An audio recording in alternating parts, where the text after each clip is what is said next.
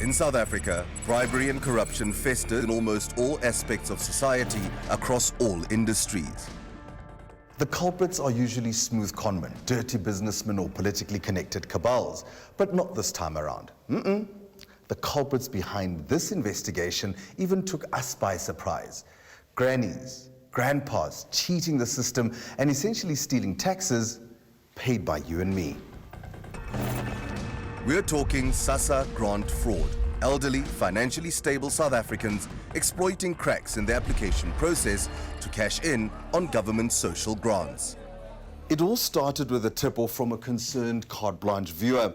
An elderly lady realized something was up when her bowling club friends started getting SASSA grants. The viewer wrote to us detailing her story and asked to remain anonymous. She was referred to a Johannesburg broker promising to get SASSA grants rubber-stamped for people who should not normally qualify. The person who gave me her contacts would never, in the normal sense, be applicable for a SASSA grant, as her and her husband's combined income and assets far exceed the SASSA limitations. I did try phoning the SASSA hotline as well as the fraud hotline without success. I'm not sure if this is something that you would be interested in investigating. We were very interested. This type of SASSA fraud has never been exposed before.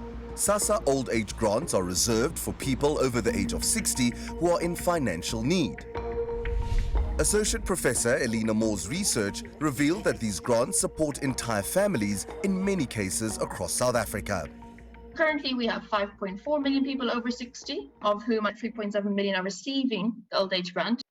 But we must remember that this pension goes much further than going to individuals. It's heavily redistributed within the household. To qualify for the monthly 1,890 Rand grant, over 60-year-old South Africans also need to confirm eligibility by doing a financial means test.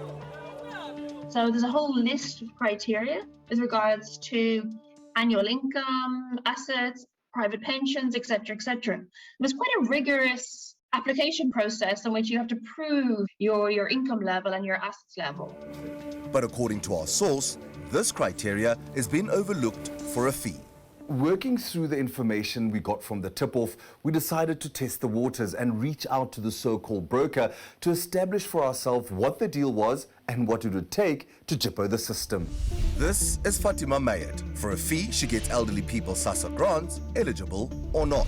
I said I even lost count of how many people I've helped. I wouldn't be doing it if I didn't know how. To understand the process, we sent in an undercover operative that technically qualifies for a SASSA grant. He is 64 years old. His annual income is less than 86,280 Rand, and he does not have any assets to his name. Fatima needs an original ID as well as a copy, proof of residence, a new bank account with no funds going into it, and then 800 Rand to start the process. As part of her service, she helps clients complete the SASSA application form step by step. Even my SASSA forms, it's the originals. It's not copies. It's not. So you get it from them themselves. Yes. You go like fetch. now, when I finish, I must go back to work to do the application. SASSA Head of Communications, 𝗀𝗃𝗃 says that's absolutely not how it works. The individual has transgressed the laws in terms of opening a SASSA office, which is not a SASSA office, having documents of an organization in their private property.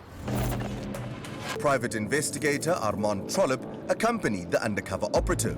He got the sense that 𝗶𝗵𝗶𝗶𝗃 had intricate knowledge of SASSA processes, getting approvals within days.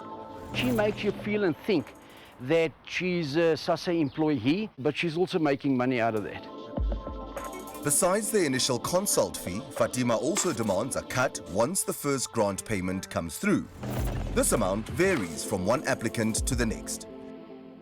In the undercover operative's case, he had to transfer 1,758 Rand and 6 cents to 𝗶𝗵𝗶𝗃's personal bank account. But no scam. She says people must pay directly into a bank account. No scam, she's been doing this for a while, so she knows exactly what to do. Between me and you, in order to get done, I have to tip a lot of people.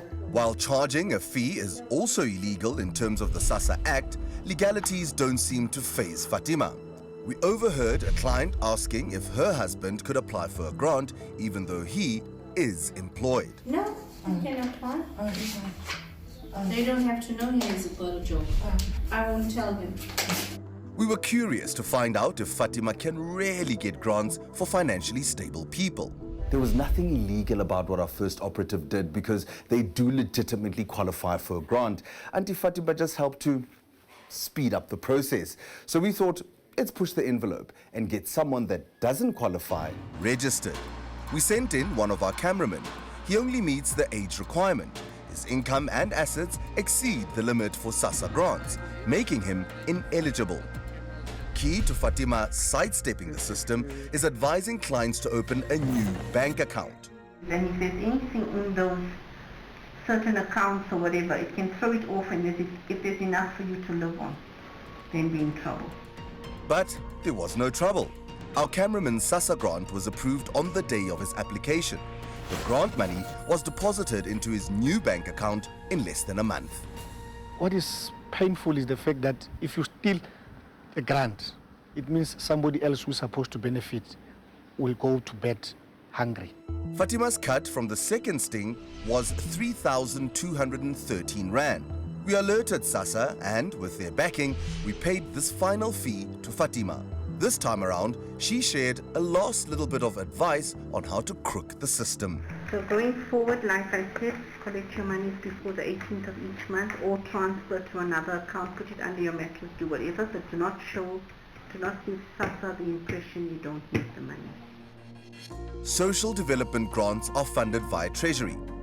When Duvenage, from the organization Undoing Tax Abuse, or OUTA, says the funds are in no way unlimited.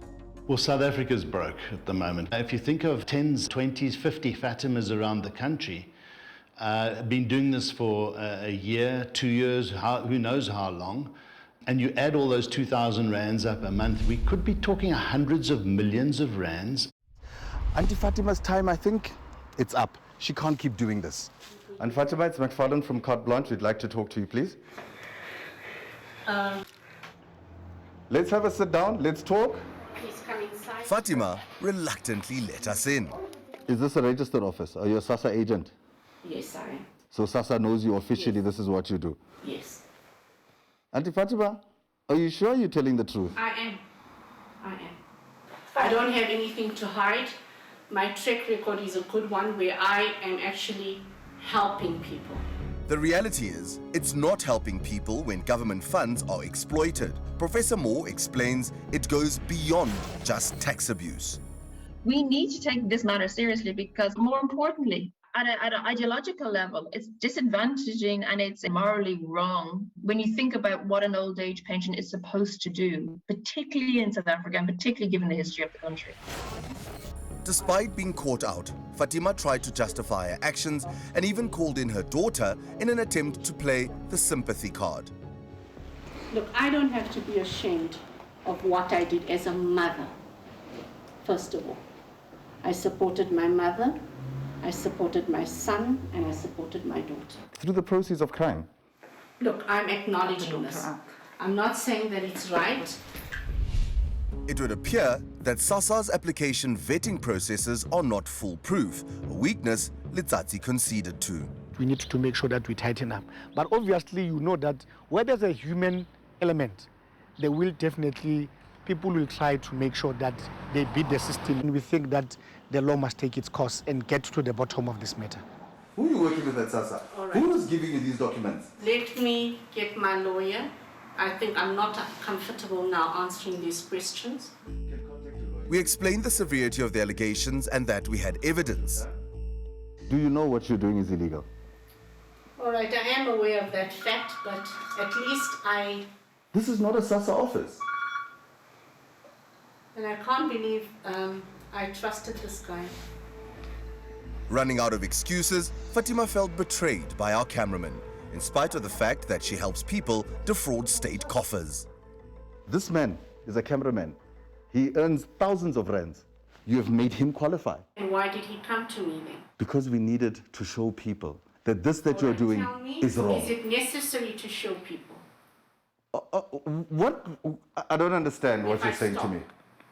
Between yourselves and myself, what is the way forward here now? You need to stop. We demanded that she return the SASSA money. Our cameraman had just paid her. I'll give it to you now. Let's give it, please. Okay, that's a start. Fatima seemed to mistakenly think that giving the money back would somehow make the story go away. I will take it to make sure. Yeah, you got it on camera. This we must give back to SASSA. While we return the funds to SASSA, who knows how many people are still cashing in on illegitimately obtained grants. I think they need to be held accountable, every single one of them. You don't deserve a cent if it's not due to you. Society's going to come after you. We hope SASSA is going to come after you. SASSA's fraud management team arrived with the police armed with a search warrant. We introduced Fatima to Mr. 𝗀𝗧𝗍𝗍. So this is your boss then, because this lady here says that this is a SASSA registered office that she works for you. Do you know this lady? No, I don't, but I can confirm that this is not a SASSA office. Maybe she can confirm if she works for SASSA or not. Do you work for SASSA, Tifa? But we are sitting, you're agent for SASSA. SASSA has agents now. The second one is that SASSA as an organization does not have agents. If you have to apply for a grant, you have to present yourself at the SASSA office. Okay, fair enough. So the law has been broken.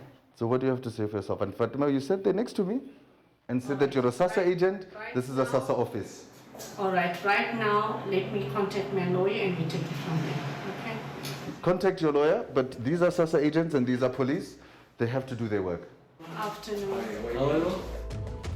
The police recovered official SASSA documents and cash in the search and seizure operation. A criminal case has been opened and the investigation is ongoing.